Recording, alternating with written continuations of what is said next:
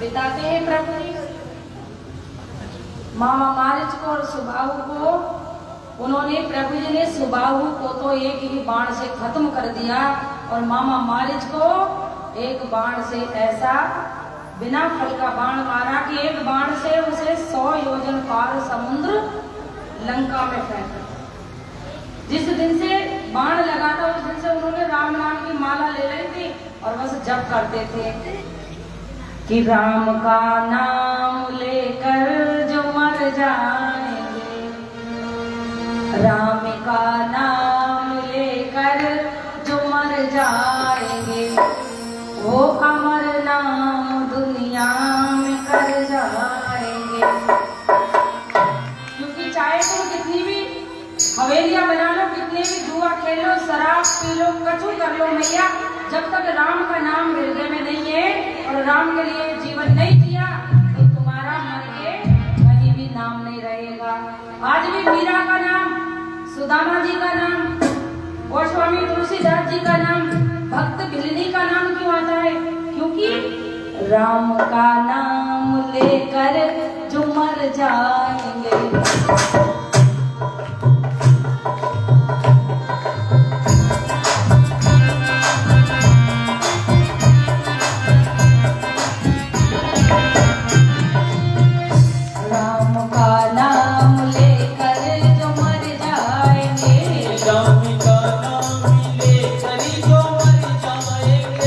वो हमारे नाम दुनिया में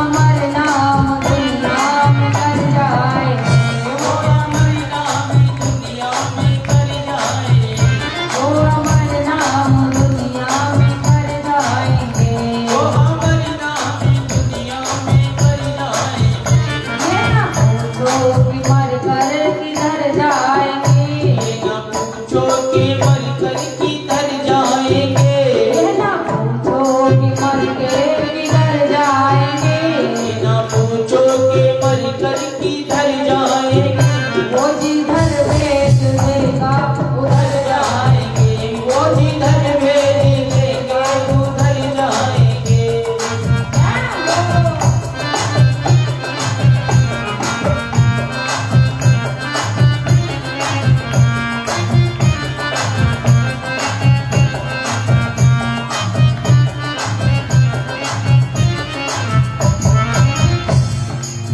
ओ नाम जप लो प्रभु का घड़ी दो घड़ी, नाम जप लो प्रभु का घड़ी दो घड़ी, नाम ले लो हरि का घड़ी दो घड़ी, नाम ले लो हरि का घड़ी दो घड़ी।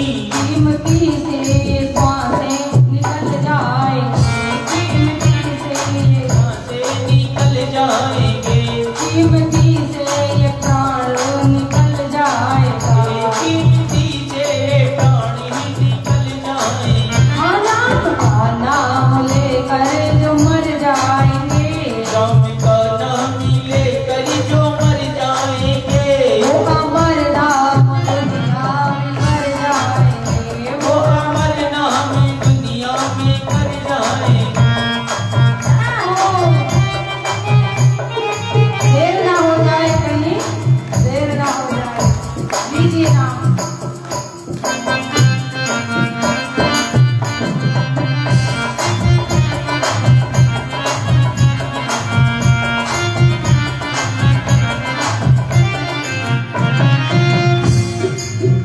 राम का नाम लेकर जो मर जाएंगे, राम का नाम लेकर जो मर जाएंगे, वो अमर नाम दुनिया में कर जाएंगे, वो अमर नाम दुनिया में कर जाएंगे।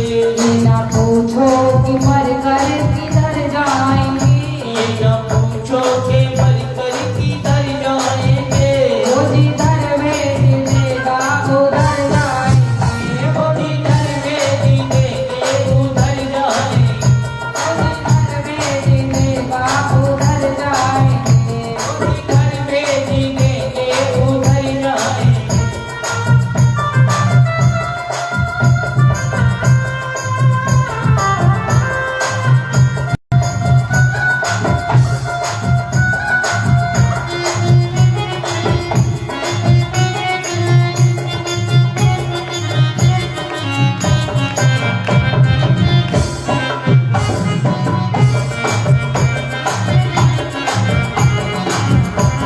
राम का नाम लेकर जो मर जाएंगे, राम का नाम लेकर जो मर जाएंगे, वो अमर नाम दुनिया में कर जाएंगे, वो अमर नाम दुनिया में कर जाएंगे। राम का नाम लेकर जो मर जाएंगे, राम का नाम लेकर जो मर जाएंगे, वो अमर नाम दुनिया में कर जाएंगे, वो अमर नाम दुनिया में कर जाएंगे, वो अमर नाम दुनिया में कर जाएंगे, वो अमर नाम दुनिया में कर जाएंगे, वो अमर नाम दुनिया में कर जाएंगे, वो अमर नाम दुनिया में कर जाएंगे। वो अमर नाम दुनिया में कर जाएंगे।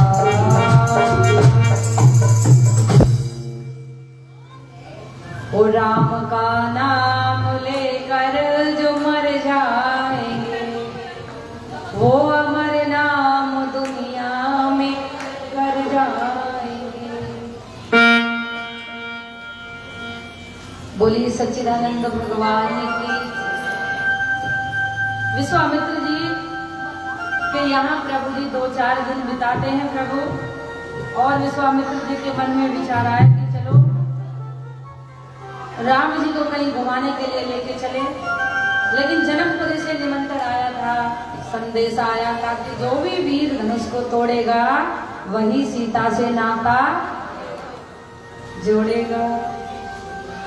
जो वीर धनुष को तोड़ेगा, ये राजा जनक जी ने संकल्प लिया था। उनका दृढ़ संकल्प था कि एक बार की बात थी, मैया जानकी ने ना, माँ सीता जी ने साफ सफाई करते हुए धनुष को दूसरी जगह उठा के रख दिया। जनक जी ने सोचा कि जब मेरी बेटी ने ही उठा के रख दिया इस विशाल धनुष को, तो कोई तो इस योद्धा होगा जो इस धनुष को उठा करके इसका खंडन करे और मैं अपनी बिटिया का विवाह उन्हीं के साथ करूं। तो ये उनका प्रण था। अब ये निमंत्रण आया था विश्वामित्र जी को। विश्वामित्र जी ने मन में विचार किया कि क्यों ना मैं राम को अपने साथ लेके जनकपुरी चलूं। अब मेरा यज्ञ हो गया तो प्रभु जी आगे बढ़े, राम आप हमारे साथ चलोगे? प्रभु जी कहने लगे गुरुदेव कहाँ लेके चलोगे?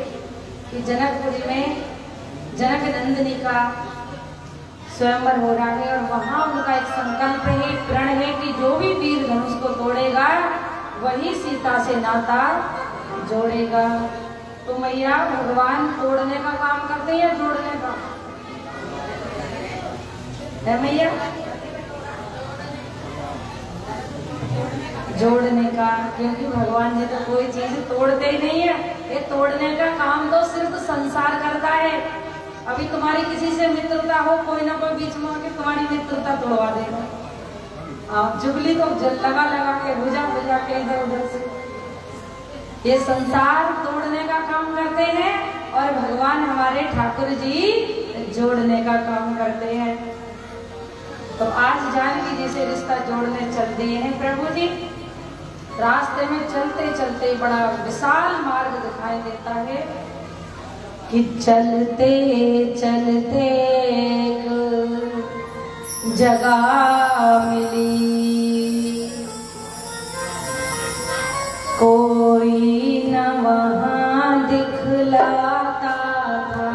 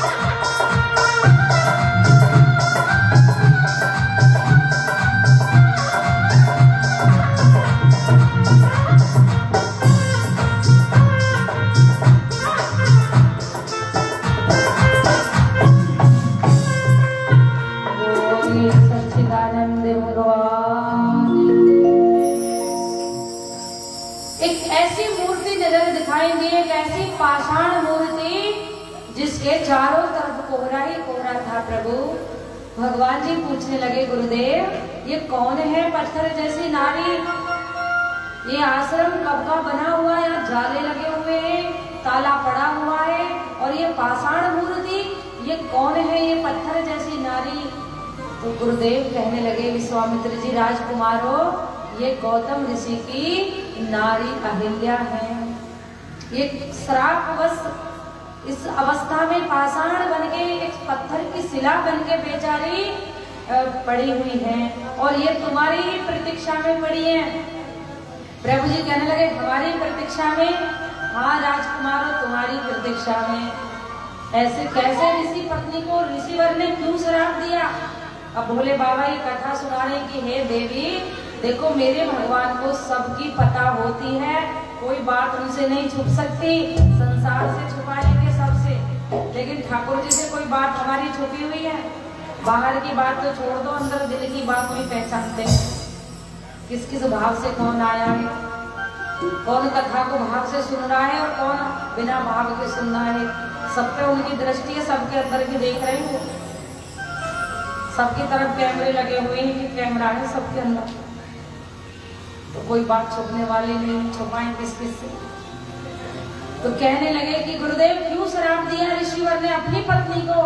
तो गुरुदेव बताने लगे, विश्वामित्र जी की राजकुमारों, एक बार की बात थी, अहिल्या जल भरने गई। अहिल्या बड़ी सुंदर थी, विश्व सुंदरी, जो पूरे विश्व में उनसे ज्यादा कोई सुंदर नहीं था। और उनकी दृष्टि इंद्र की दृष्टि उनके ऊपर पड़ गई। इंद्र को मन हुआ कि सुंदर अहिल्या है, एक दिन तो इनके पास कुछ बातें करके आनी चाहिए। अब वो पापी इंद्र पहुंच गया चंद्रमा के पास। चंद्रमा ने मना किया तो सूर्य देव के पास। सूर्य देव ने कहा कि भैया हम तो जाने के नहीं है। ये तो पहले भी तुमने कथा सुना रखी है ना, क्यों मना कर दिया था? क्योंकि वो सबके जेठ लगते हैं। सूर्य देव सबके जेठ हैं। अब पता है तुम्हें कैसे हो, बताओ? क्योंकि जब सूर्य देव उदय होते हैं, तुम तो पर्दा करती हो, भैया मुझे तो करना ही, मैं तो करती नहीं, मुझे तो पता नहीं, लेकिन आपको पता होनी चाहिए। जो सूर्य देव उदय होते हैं ना, तो हमारी मैया गांव वाली अपना पर्दा करना शुरू कर देती है। दिन निकल आया, सूर्य देव उदय हो गए, और जैसे ही सूर्य देव अस्त होते हैं तो मैया जब ऊपर चांदनी रात में सोती है ना, तो अपनी चुंदरी, अपना पल्लू सब कुछ उगाड़ देती है। क्योंकि जेठ जी चले गए, देवर जी हैं, इनके सामने तो चले गए, चंद्रमा के सामने तो चलती है, जेठ जी के सामने तो जेठ का तो रिश्ता ही बड़ा होता है। लेकिन अब तो गांव को छोड़ो, शहर वाले ज्यादा मॉडल हो रहे हैं। अपने जेठ से पर्दा करते हैं तुम या नहीं करते? हाँ, अभी गांव में वैसे धर्म थोड़ा बचा हुआ है।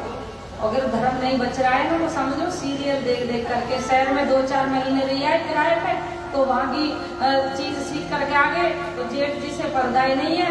और भाई साहब जी एक बात बताओ, ऐसे गले में चुन्नी डाल ली तो भैया, और अपने जेठानी को कहती है आजकल की भैया भाभी। मैंने ये भी सुना है, देखो भाभी नहीं, वो तो दीदी है, देखो उनकी माँ और आपकी माँ एक ही है, अलग तो नहीं है। तो ये सब हमारा एक संस्कार लुप्त हो रहे हैं। पति के साथ नहीं जाएंगे मूवी देखने, जेठ के साथ तुम ही लेके चलिए भाई साहब, वो तो ऐसे ही है थोड़े सनकी से, आप ले चलोगे? हाँ चलो हम लेके चलेंगे। अभी गदर 2 आई थी ना, मूवी देख देख के आई होगी मैया खूब। तो मैया ऐसे रिश्ते हमारे खराब क्यों हो गए? क्योंकि कथा नहीं सुनते।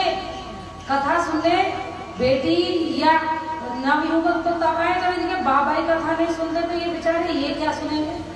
बच्चों में संस्कार कहाँ से आएंगे? संस्कार की तो कमी रहेगी। अब आप खुद ही देख लो, जिनके घर में पापा मम्मी भक्ति लाइन का होंगे ना, उनके बच्चे अलग मिलेंगे तुम्हें, उनका परिवार ही अलग मिलेगा। और जिनके घर में नास्तिक होगा, उनके घर के बच्चे इतने उबड़ खाबड़ मिलेंगे, उसकी औलाद इतनी बेकार मिलेगी कि तुम्हारे घर में आके ना तुम्हें 2 मिनट में नाक में दर्द करके रख देगी। कुछ तोड़ना झपोड़ना, ये उठाना वो, समझ के भगवान पता नहीं क्या खा के पैदा किया है।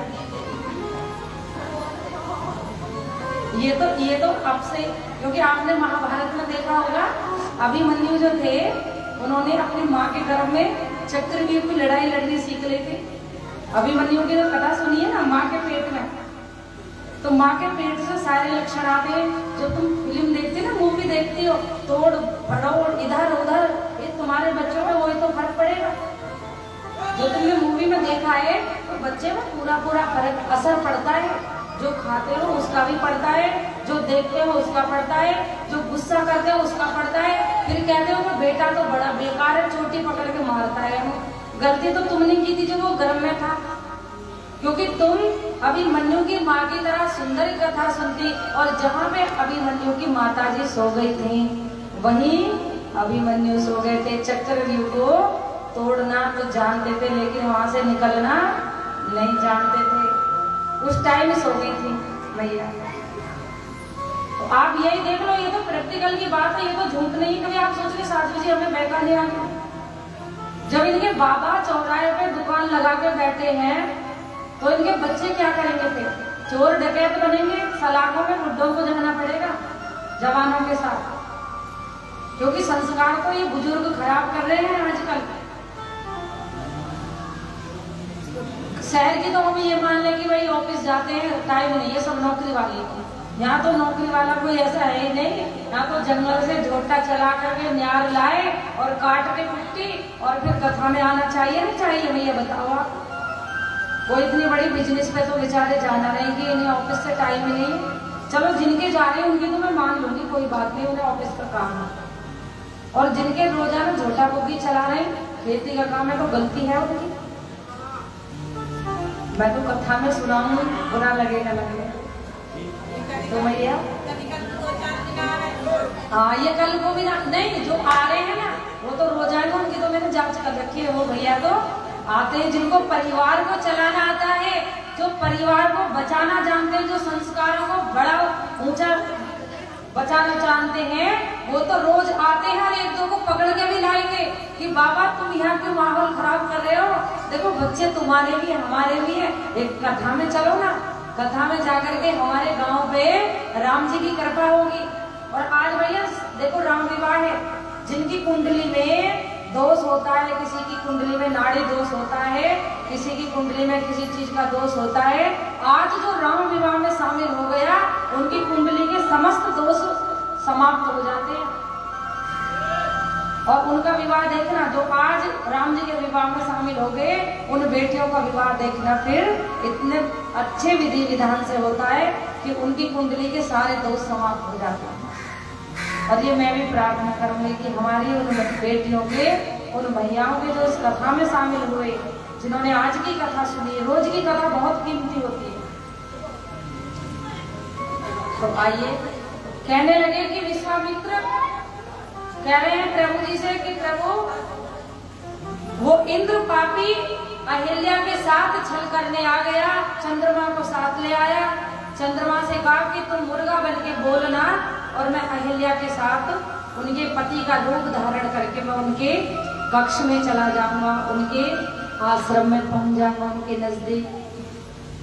और चंद्रमा जो थे वो मुर्गा बन के, पहले घड़ी तो होती नहीं थी भैया टाइम देखने के लिए, पहले तो सब मुर्गा बोलता था ना, तो सब समझ जाते 4 बजे। मुर्गे की आवाज में मैया उड़ती थी, बड़ी बड़ी माओ से पूछ लो। मैया चाकी जो चाकी चलाते थे वो 4 बजे मुर्गा बोल गया, है ना भैया? मुर्गे की आवाज में उड़ते थे ना, और जंगल वाले जंगल जाते थे हल लेकर के। तो मुर्गे की आवाज पे जैसे ही मुर्गा बन करके चंद्रमा बोले,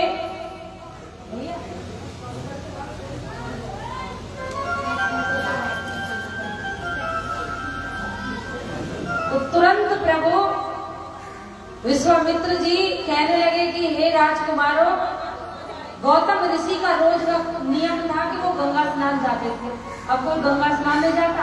अगर कोई संत गंगा के किनारे भी रह रहा है ना, वो भी गंगा स्नान नहीं करता, क्योंकि गंगा तो हमारे सामने देखती हुई एक माँ गंगा सामने दिख रही है और उन्हें भी नहीं प्रणाम करने, उन्हें नहाने ना जाए तो कितना बड़ा हमारा ये जीवन है, कितना बेकार है। गौतम ऋषि रोज गंगा स्नान किया करते थे प्रभु।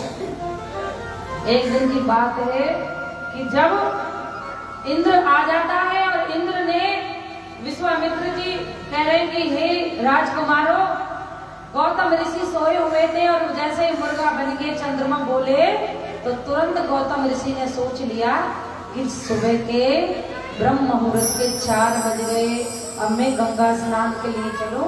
कमंडल उठाया और तुरंत गंगा की तरफ चल दिए। उधर इंद्र ने गौतम ऋषि का रूप माया से बना करके और अहिल्या के पास पहुंच गए। अहिल्या पतिव्रता नारी थी, सुंदर थी, विश्व सुंदरी थी। उन्होंने कभी पराये पुरुष को स्वप्न में भी नहीं देखा था अपने पति को छोड़ के, गौतम ऋषि को छोड़ के। आज वो पापी इंद्र, जिसको आसन तक नहीं दिया जाता है, जब कथा हो या जागरण हो, उसकी कोई मैया ना इंद्र की पूजा करती है, ना इंद्र का कोई व्रत रखता है, इंद्र को कई जगह नहीं दी जाती। कब से? जब से अहिल्या के साथ उन्होंने छल किया। तो मैया इस प्रकार भोलेनाथ कह रहे हैं कि हे देवी, विश्वामित्र जी कहने लगे कि वो पापी इंद्र, विश्वामित्र जी आगे बोलने लगे कि जब गौतम ऋषि का रूप धारण कर लिया और तुरंत अहिल्या के पास पहुंच गया। इधर गौतम ऋषि गंगा किनारे पहुंचे, जैसे ही अपने चरणों को गंगा को स्पर्श करके और आगे पैर रखे तो गंगा माँ ने कहा कि अरे गौतम, कहाँ चले आए हो?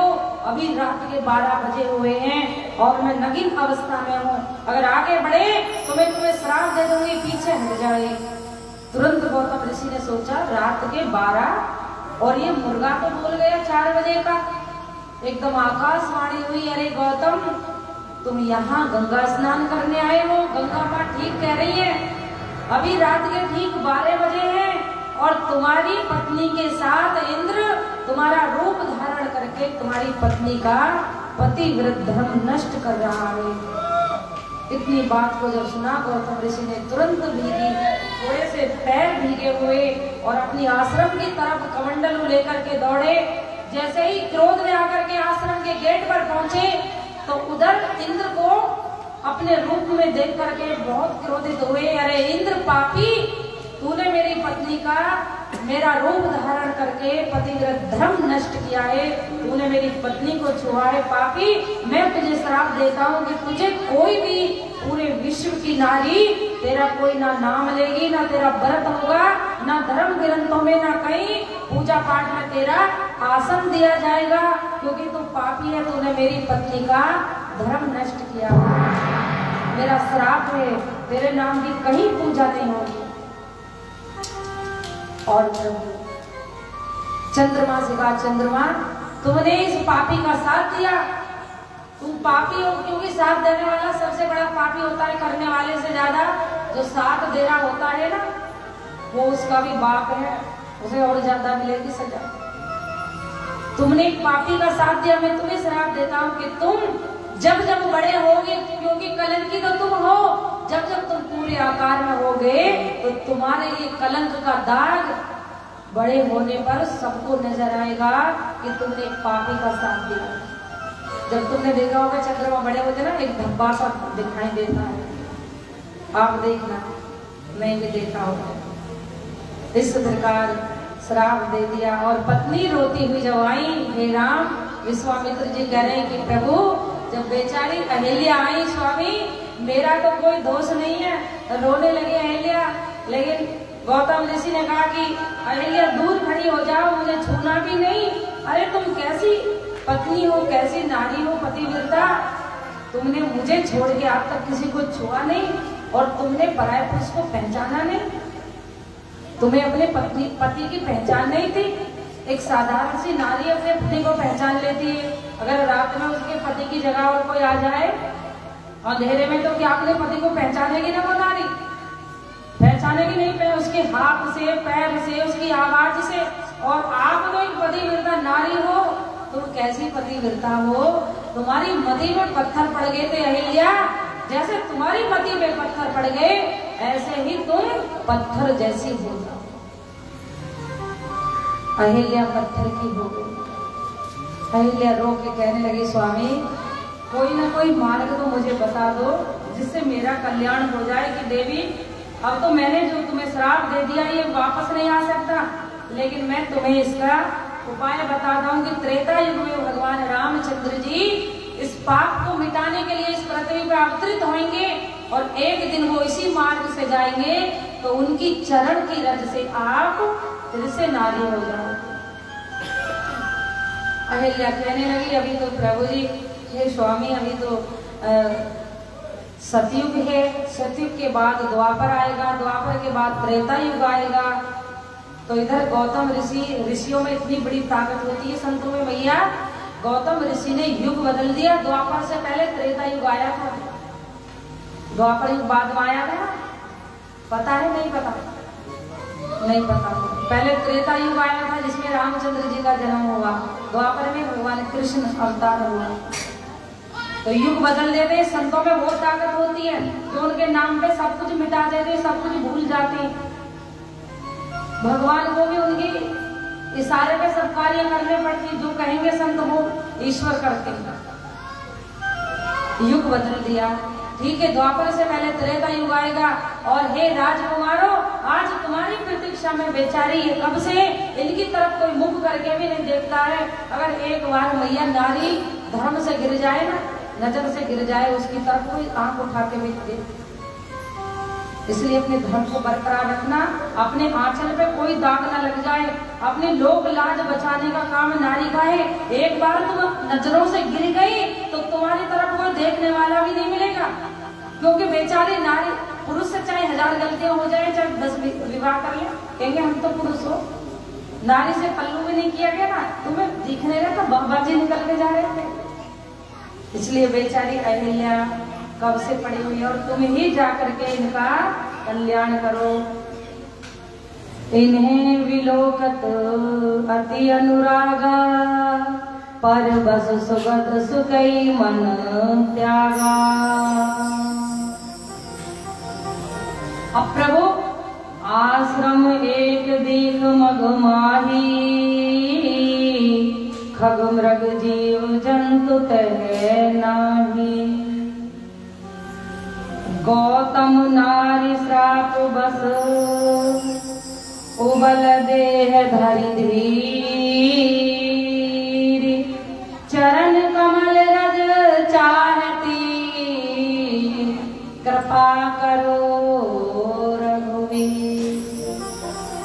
ये बेचारी चरण रज चाहती है, इस पे कृपा करो। सबने इसको ठुकरा दिया है, इसका कोई दोष नहीं था। बेचारी नारी से कोई भूल हो जाए तो दुनिया समाज उसे ठुकरा देता है। गौतम नारी श्राप बस उबल देह धरि धीर। ये धीरज धरे हुए पड़ी है तुम्हारी प्रतीक्षा में। चरण कमल रज चाहती, कृपा करो रघुवीर। ये तुम्हारे चरणों की रज चाहती है, कृपा करो रघुवीर। हे माता, हे प्रभु, हे राघव, आप कृपा करो। अब प्रभु मर्यादा पुरुषोत्तम भगवान कहने लगे कि गुरुदेव आप कृपा की बात कर रहे हो, ये तो ऋषि पत्नी है, और ऋषि पत्नी और किसी ब्राह्मणी को, वैसे भी ब्राह्मणी है, उनको हम चरण लगा दे तो हमें तो श्राप लगेगा, दोष लगेगा। क्योंकि मैया किसी ब्राह्मण बेटी के अगर पैर भी लग जाए ना तो 10 बार छूना चाहिए, बहुत बड़ा श्राप लगता है। ये ऋषि पत्नी है, इनको चरण लगाना तो बड़े पाप की बात है। और कहने लगे मंगल भवन अमंगल हारी, द्रवहु सुदशरथ अजरि बिहारी। सिया राम जय जय राम, सिया राम जय जय राम। सिया राम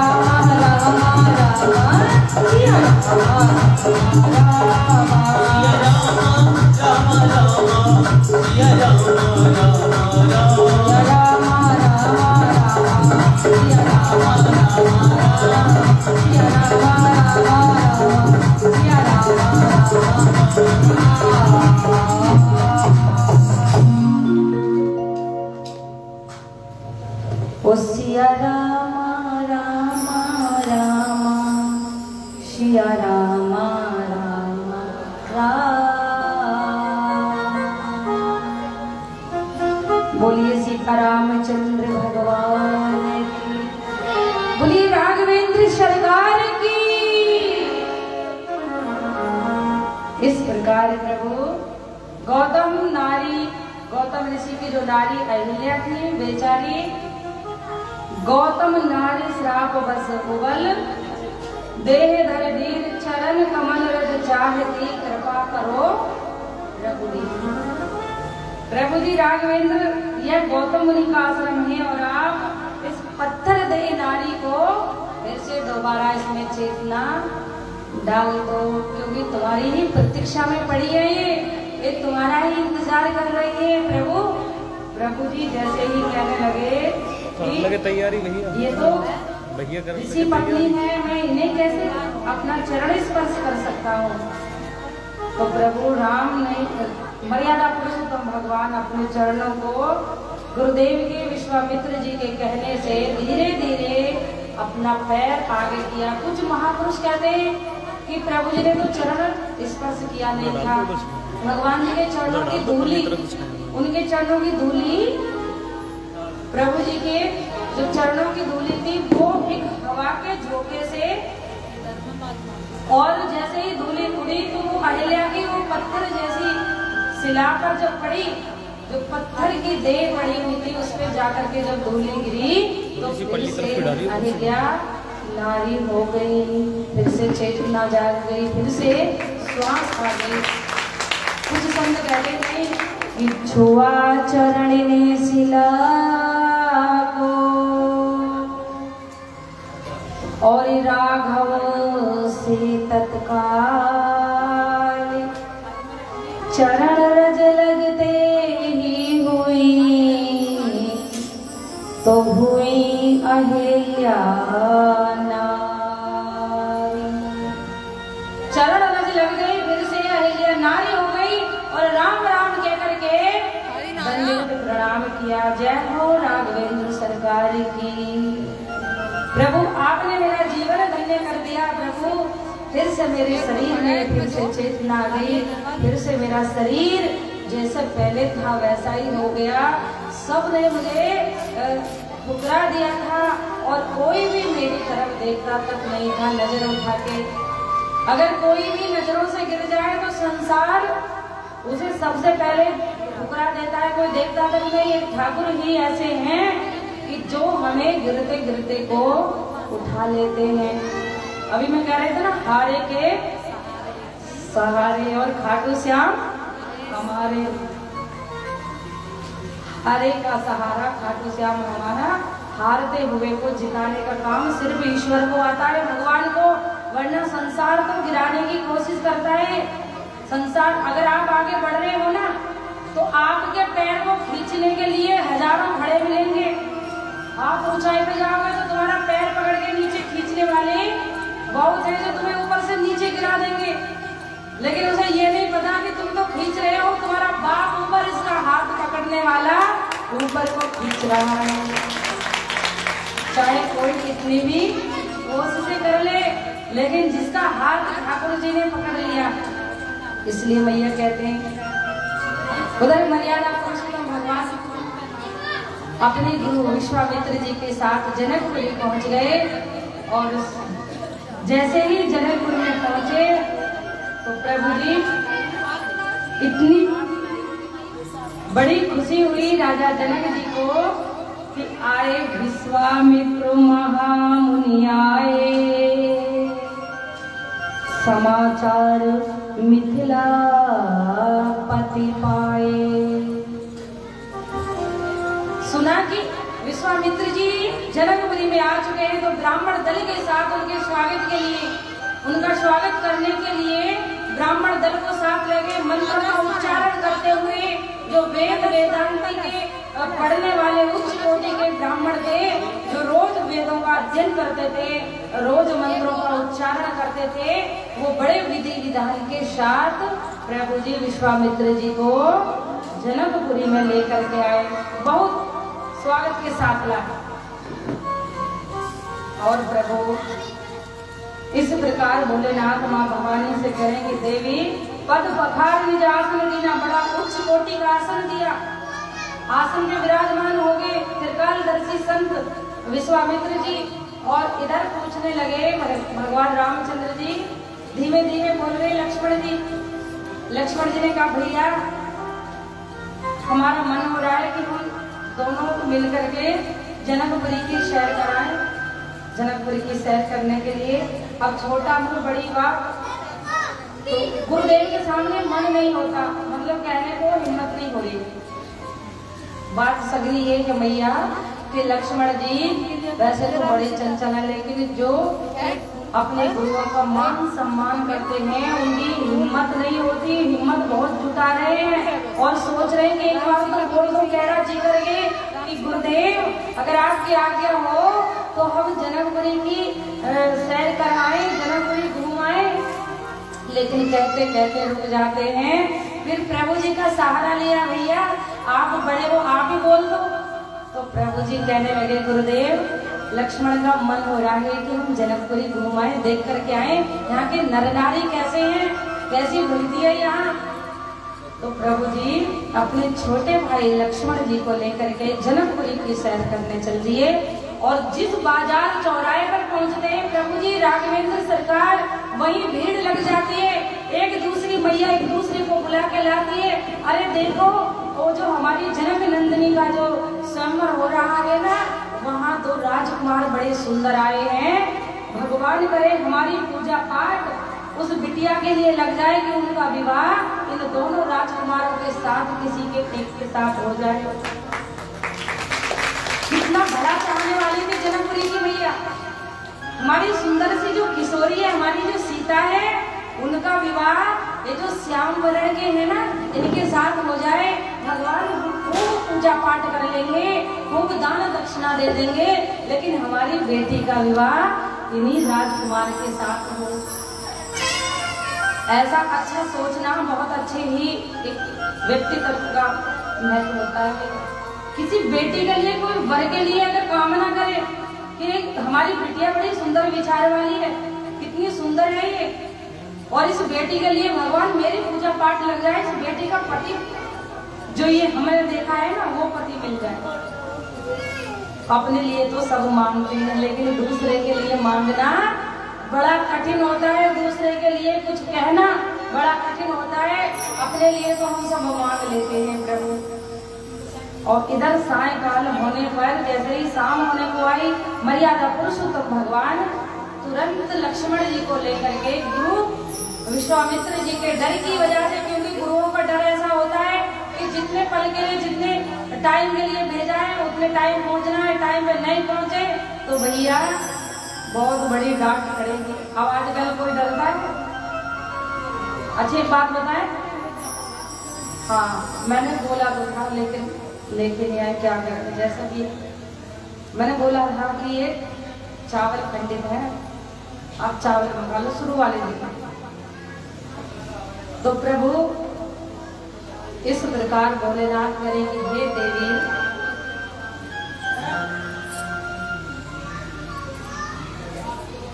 प्रभु जी अपने गुरु के डर की वजह से घूम घाम करके माताओं को दर्शन देके, सारे जनकपुर वासियों को दर्शन दे करके, सब स्त्रियों को, माताओं को, पुरुषों को, बहनों को, और सभी ही दौड़ दौड़ करके झरोकों में से, पहले मैया पर्दा करती थी, अब तो अपनी संस्कृति लुप्त हो गई है, अब तो बस गले में चुन्नी डाल के साबुत चावल नहीं है साबुत, लेकिन पहले झरोके होते थे, झरोकों में से देखती थी ऐसे पर्दा कर करके, और तब किसी चीज को निहारती थी। आज भी जो पहले की मैया है ना, तो पहले की बड़ी बूढ़ी मैया, उनसे पूछ लो, वो जब निकलेंगी ना पूरा पल्लू पूरा पर्दा करके निकलेंगी। हाँ तो प्रभु इस प्रकार भगवान जिसका हाथ, आइए कीर्तन बोलते हैं, बोलिए सच्चिदानंद भगवान की। जनकपुरी में सब नर नारी, स्त्री पुरुष, बहन भाई सबके सब प्रभु के दर्शन करके कृतार्थ हुए। सबने मनोवांछित फल पाने की कामना की, क्योंकि जिनको भगवान के दर्शन हो जाए उनका कार्य तो सफल होना ही होना है। ये कामना करते हुए प्रभु आई। अच्छी बात बताओ भैया कि भगवान को हमें अपना हाथ पकड़ाना चाहिए या उनका पकड़ना चाहिए? भगवान को अपना हाथ पकड़ाना चाहिए या उनका पकड़ना चाहिए? हम उनका पकड़ ले या अपना पकड़ा दे? हाँ, क्या बात है। तुम तो कंजूसी करते हो तालियां बजाने में, लेकिन हम बजाए पकड़ाना चाहिए, बिल्कुल ठीक है। क्योंकि न जाने हम तो एक मनुष्य हैं, कभी भी छोड़ सकते हैं, मन में कभी अच्छे विचार आ जाते हैं, कभी बेकार, कभी आता है फिर खूब दान करेंगे, कभी आता है अरे छोड़ पड़े कुछ कैसे के बैठा ये बातें चलती है। अभी अभी कुछ बोलेंगे फिर एक रात बीत गई ना तो फिर आकर के पूछेंगे, फिर वो अलग ही मिलेंगे। क्योंकि विचार हमारे बदलेंगे और हमारे ठाकुर जी के कभी विचार बदलते ही नहीं है। उन्होंने जो एक बार पकड़ लिया हाथ, फिर वो आपका हाथ छोड़ने वाले नहीं है। कि पकड़ लो हाथ बनवारी, नहीं तो डूब जाएंगे। पकड़ लो हाथ बनवारी, बनवारी को पकड़ा लो या गिरधारी को पकड़ा लो, चाहे अपने राम जी को पकड़ा लो। आइए तालियों के साथ सभी बड़े मंद में सब गाएंगे मीठी मीठी भाषा में, क्योंकि वाणी पवित्र होनी भी जरूरी है। पकड़ लो हाथ बनवारी, नहीं तो डूब। और एक बात और कह रही है प्रभु जी से, देखो बड़ी चतुराई से कि सुन लो कन्हैया, हमारा कुछ ना बिगड़ेगा, तुम्हारी लाज जाएगी। जैसे हमने बोल दिया था ना कि कथा कहने नहीं आएंगे, तो हमारा क्या बिगड़ेगा, इनकी लाज जाएगी। कि हमारा कुछ ना बिगड़ेगा, आपकी लाज जाएगी। पकड़ लो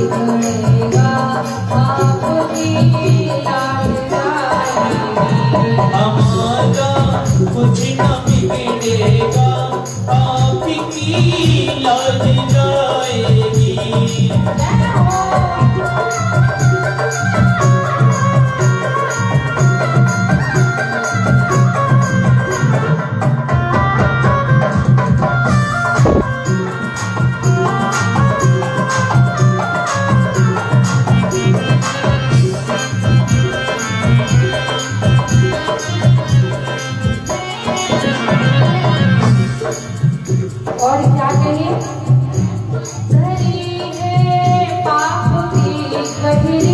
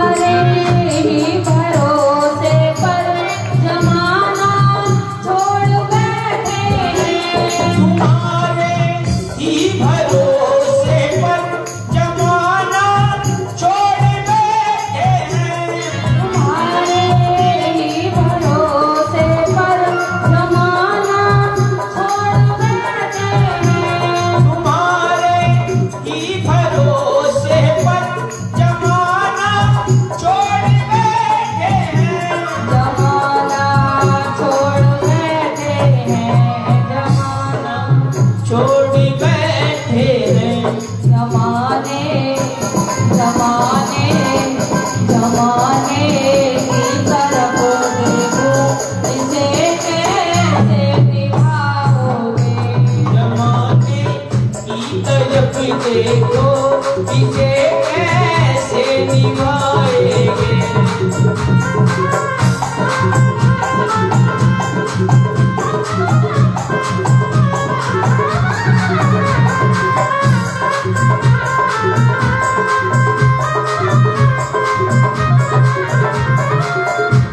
पकड़ लो हाथ गिरधारी, नहीं तो टूट जाएंगे। पकड़ लो हाथ गिरधारी, नहीं तो डूब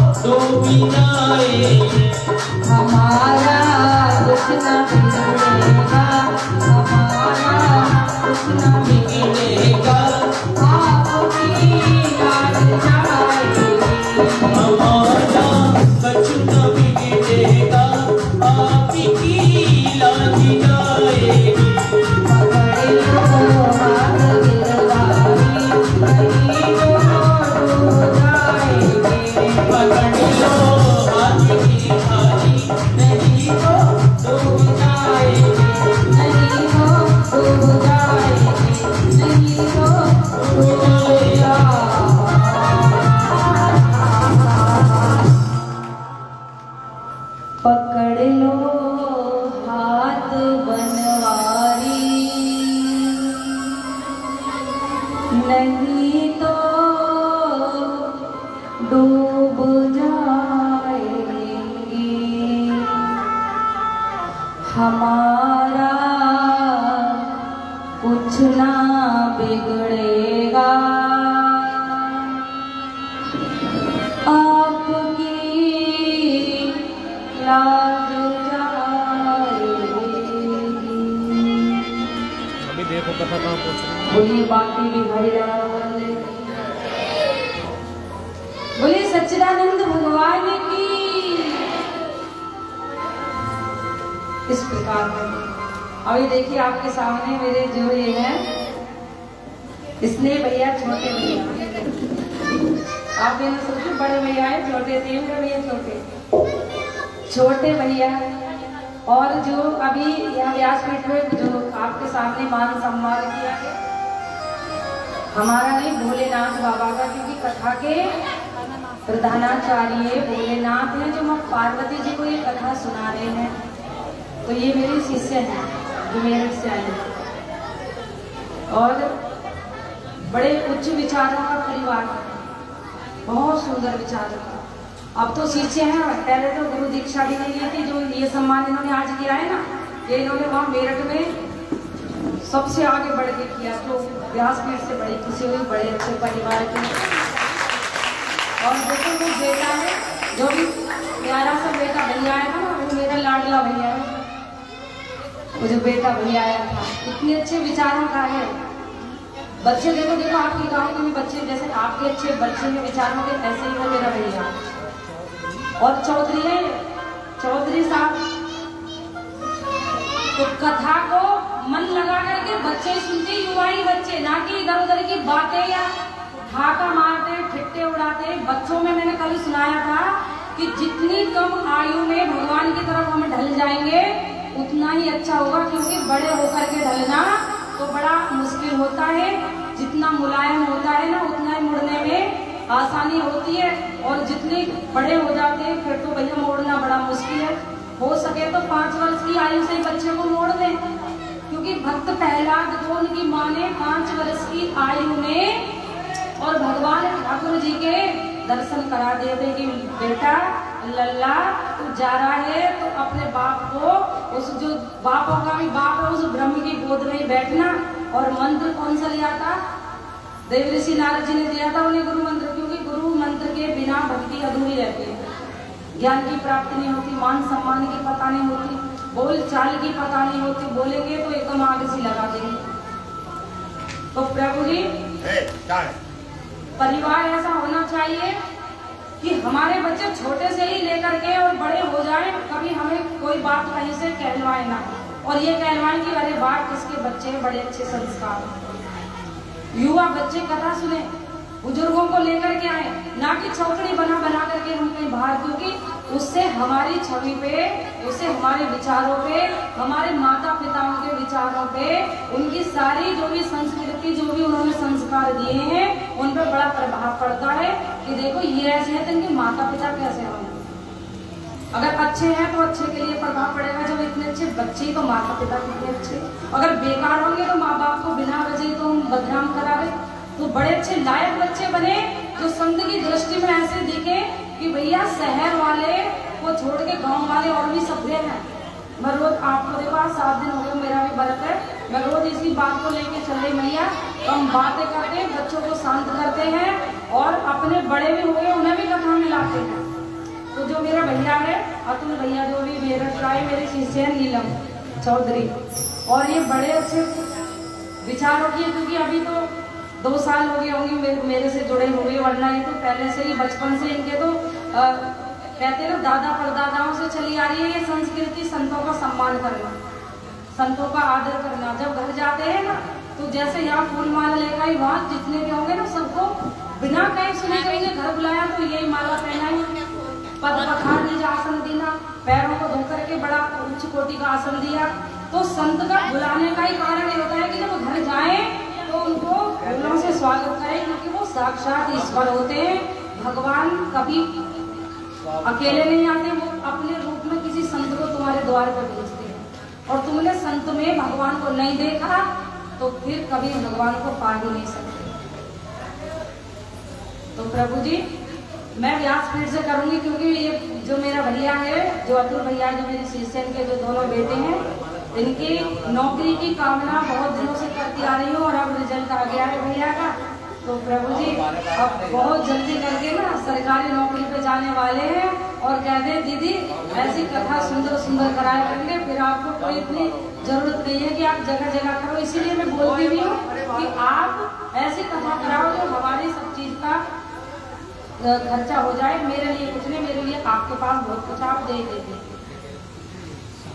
और ये जो मेरी जो शिष्य है ना नीलम भाभी जो आई है, ये जो टिकैत है ना राकेश टिकैत, वो इनके रिश्तेदार हैं, इनके समधी हैं वो। और ये मेरे छोटे भैया, ये भी चौधरी है, ये छोटे भैया है, कहती है तुम्हारा छोटा भैया हो। बहुत दिनों से जुड़े हुए, कम से कम सन 2013 से 14 से इन्होंने ही वहाँ, मैं बता रही थी आपको कि वहाँ आप जाके देखिए सुकुरताल आश्रम है तुम्हारे पास है, वृंदावन तो जाओगे नहीं, यहाँ तो पास में ही, ज़्यादा खर्चा भी नहीं होगा। इन्होंने वहाँ पे सारा ही काम किया है कि वहाँ कहीं इन्होंने गीजर लगवाया है, कहीं इन्होंने फ्रीज दिया है, कहीं पंखे लगवाए, कहीं इन्वर्टर बैटर लगवाए।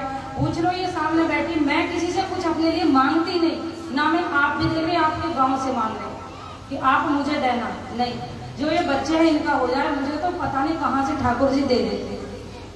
बिन मांगे मोती मिले, मांगे मिले ना भीख, क्योंकि हमारे भारत के संत कभी मांगते ही नहीं है, जो मांगता है वो संत ही नहीं होता। तो प्रभु जी बड़ी शांति मिली जिस दिन भैया नौकरी पे जाएंगे। मेरा बहुत प्यारा भैया है, हाँ दोनों ही प्यारे हैं, लेकिन मेरा मन ज्यादा अतुल भैया में। आइए भैया कुछ मेरे बोलना चाह रहे थे, भैया बोलने के बाद खड़े हो गए, क्योंकि आज बड़ी खुशी हुई है। ऐसे ही आप भी आते रहिए, जहाँ भी कथा हो, मेरठ में हो, चाहे जानसठ हो या खलवाड़ा हो, आप भी सब ऐसे ही भक्त हो जैसे ये आए हैं, क्योंकि इनसे कम नहीं हो आप। भाव होने चाहिए, आप इनसे कम नहीं हो, आप भी उन्हीं की जगह पर हो। देखिए मैं आपके सामने भगवान कृष्ण के बारे में बता रहा हूँ, उनके बारे में कह रहा हूँ। देखिए मेरा गोपाल गिरधारी, मेरा ये गोपाल गिरधारी जमाने से निराला है, जमाने से निराला है। ये सलोना है, न रसीला है, न गोरा है, न काला है। मेरा गोपाल गिरधारी जमाने से निराला है। कभी सपनों में आ जाना, कभी सपनों में आ जाना, कभी रूपोश हो जाना, कभी रूपोश हो जाना। ये तड़पाने का मोहन ने निराला नहीं निकाला है, इस तड़पाने का मोहन ने निराला नहीं निकाला है। ये मन गोपाल मंदिर है, ये मन गोपाल मंदिर है, तुम्हारा देखा वाला है, तुम्हारा देखा वाला है। मेरा गोपाल गिरधारी जमाने से निराला है, जमाने से निराला है, जमाने से निराला है। मजे से दिल में आ बैठो, मजे से दिल में आ बैठो, मेरे नैनों में रम जाओ, मेरे नैनों में रम जाओ। ये मन गोपाल मंदिर है, ये मन गोपाल मंदिर है, तुम्हारा देखा वाला है, तुम्हारा देखा वाला है। मेरा गोपाल गिरधारी जमाने से निराला है। भैया अब मैं आपको दान की महत्ता बता रहा हूँ। हमारे दान में बहुत बड़ी शक्ति है, और हमारे यहाँ भारत में नहीं विश्व में बड़े बड़े दानी हो गए हैं। राजा हरिश्चंद्र अपना राजपाट दे दिया, राजा हरिश्चंद्र ने राजपाट त्याग दिया, दान कर दिया। इसी तरह से हमारे शिवी ने, संत बहुत बड़े शिवी ने अपनी हड्डियां दे दी, देवताओं के काज के लिए अपनी हड्डियां दान कर दी। एक कबूतर की जान बचाने के लिए उन्होंने अपना मांस तोड़ दिया। ऐसे ही हमारे दधीची ने अपना सर्वस्व दे दिया। करण ने मरते समय अपना सोने का दान दिया। भोजराज ने अपने बेटे का चीर कर शरीर दान कर दिया। तो भैया दान की बहुत महत्ता है। इसे सुनिए, दान दिया तुमने, दान दिया तुमने, प्रभु नाम न गाया, प्रभु नाम है गाया। जिसने दान दिया वो मोहरों से झोली भर लाया, वो तो मोहरों से झोली भर लाया। न संस्थान पसंद है उस मालिक को, न संस्थान पसंद है, न दोने पसंद है। दानी भक्तों के हृदय के कोने पसंद है। वो आपके हृदय में आना चाहिए। यदि आप दान करोगे उससे आपके हृदय के कोने पसंद है। इसलिए दिल खोल कर अपना दान कीजिए, जिससे तुम्हारी संतति की, तुम्हारे परिवार की वैबुद्धि हो सके। मैं आपके चरणों में कहता तो बहुत कुछ, लेकिन हमारी कथा का समय बहुत कम है, इसलिए मैं विराम ले रहा हूँ। दोबारा फिर मौका मिलेगा फिर सुनाऊंगा।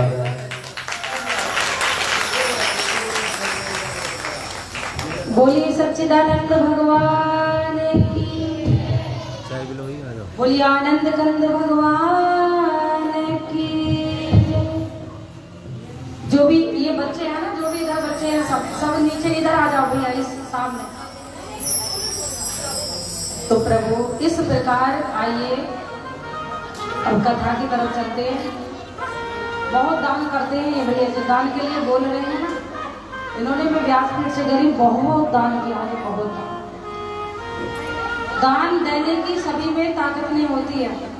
दान कभी ऐसे ही नहीं होता, क्योंकि धनवान तो बहुत पड़े हैं, लेकिन दान देना तो सिर्फ प्रभु जी बड़े भाव का होता है, जो ईश्वर को अपना लेता है, जो ईश्वर में मिल जाता है, तो वो अपने धन में और राम में कभी भी फर्क नहीं करता। इस आइए कथा की तरफ चलते हैं। श्रीमन्नारायण नारायण नारायण,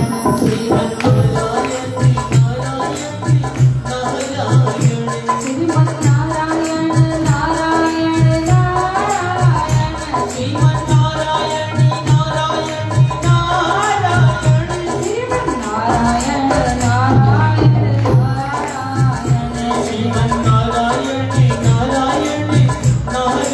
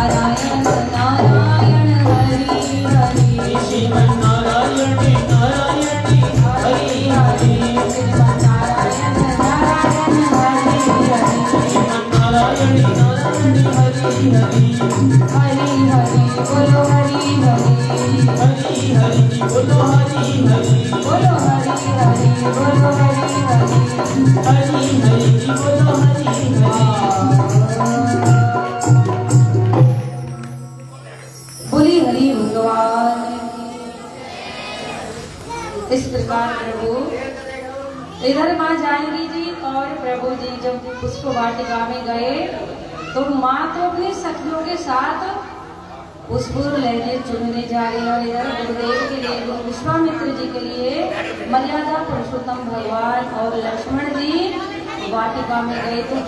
वहाँ दोनों का मिलन हुआ। मिलन भक्ति का और ज्ञान का, वैराग्य का जो होता है तो किसी वाटिका में होता है। ज्ञान भगवान, मर्यादा पुरुषोत्तम भगवान ज्ञान के स्वरूप हैं और लक्ष्मण जी वैराग्य के, और माँ जानकी जी स्वयं भक्ति है। तीनों का भक्ति, जहाँ भक्ति होगी वहाँ ज्ञान और वैराग्य होने जरूरी है, क्योंकि भक्ति तो सब जगह है, ज्ञान और वैराग्य बहुत कम है। और जब तक ये नहीं है, भागवत में सुना होगा कि भक्ति पे जवानी छाई हुई है। भक्ति के दोनों पुत्र हैं, ज्ञान और वैराग्य। अगर ये दोनों चीज नहीं है तो फिर भक्ति किस काम की।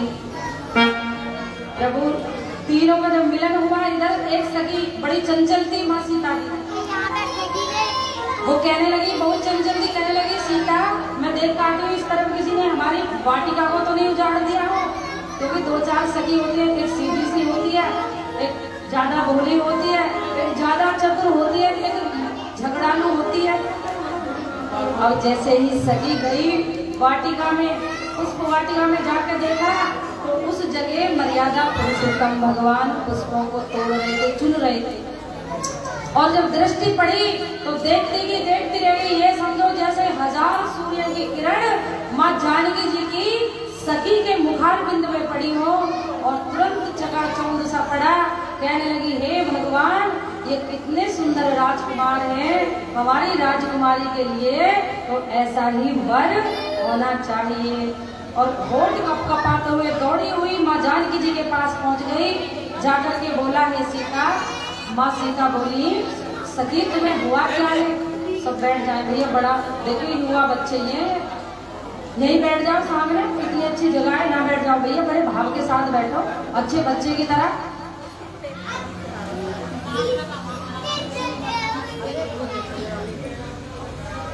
तो प्रभु इस प्रकार मर्यादा पुरुषोत्तम भगवान को देख करके सगी एकदम अकुला गई और होठ कांपने लगे, सुध बुध भूल गई।